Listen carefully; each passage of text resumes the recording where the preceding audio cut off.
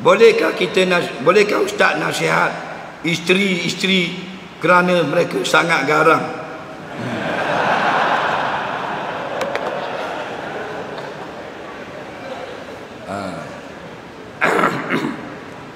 Dia ginilah, Allah buat dua jenis manusia. Nak jenis satunya laki-laki, satu perempuan. Orang laki-laki ni Allah beri kekuatan dan orang perempuan lemah. Faham? Orang laki-laki tangan kuat. Sebab tu semua sukan tangan dia akan diasingkan daripada perempuan. Orang laki-laki kaki kuat. Semua lari ke maraton ke asing dari perempuan, kerana kaki laki-laki lebih kuat. Faham lagi?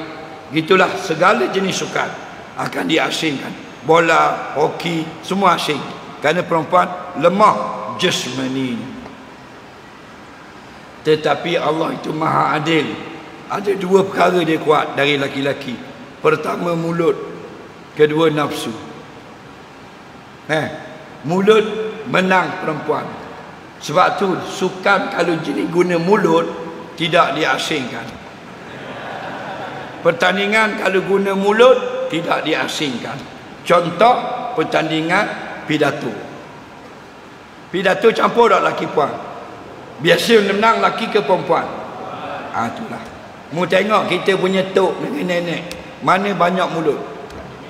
Nenek, toki kita seminggu baru dengar satu patah. Nenek macam murai gila.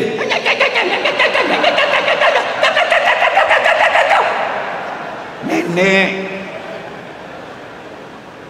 nak dengar suara toki tak dengar, seminggu sekali je. Itu pun sebab lembu masuk dalam pagar. Toki bunyi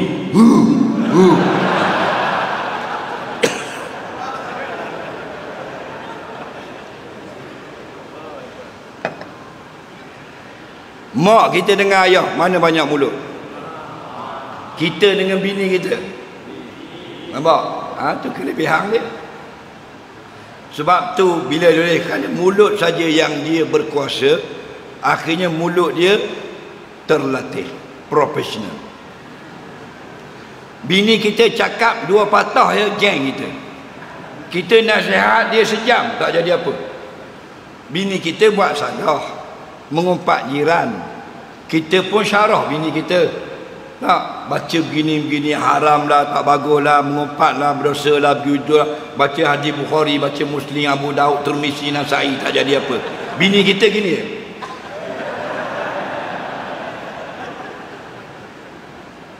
Lala bini kita jawab 3 patah, abang seorang masuk syurga.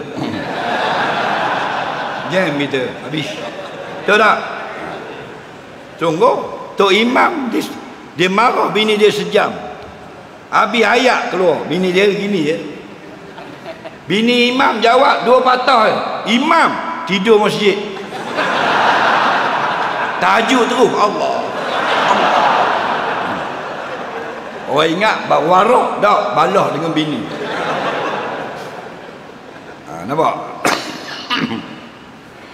Jadi ingatlah, jangan kita garang tak apa, jangan sampai kita jadi isteri yang derhaka.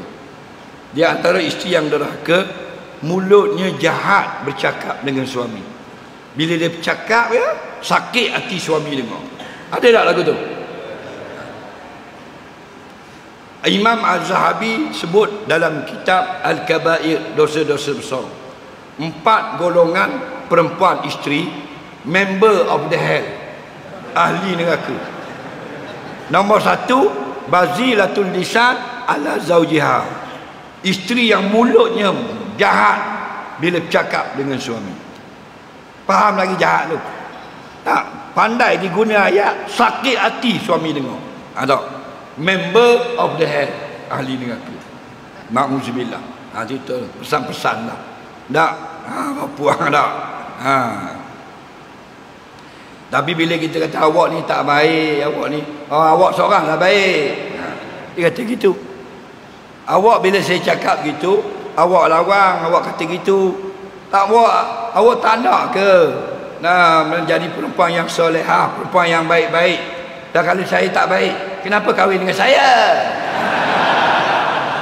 Ha. Dia jawab. Sakit hati tak kita? Ini masalah. Ingat garang tak apa.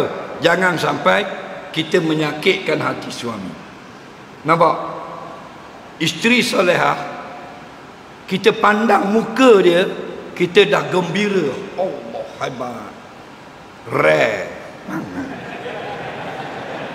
Kerana Nabi kata, al-mar'atu salihatu iza ra'aitaha sarratka.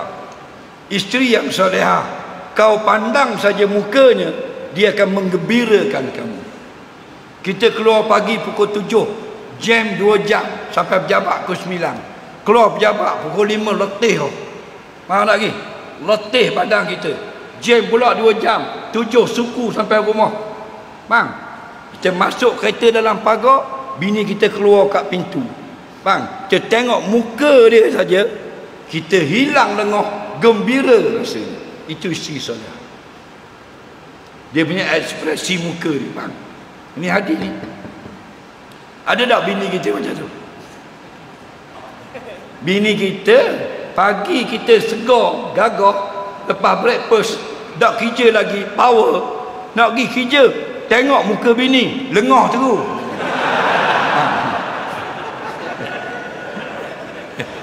Tapi bukan yang KL lah, yang Selangor.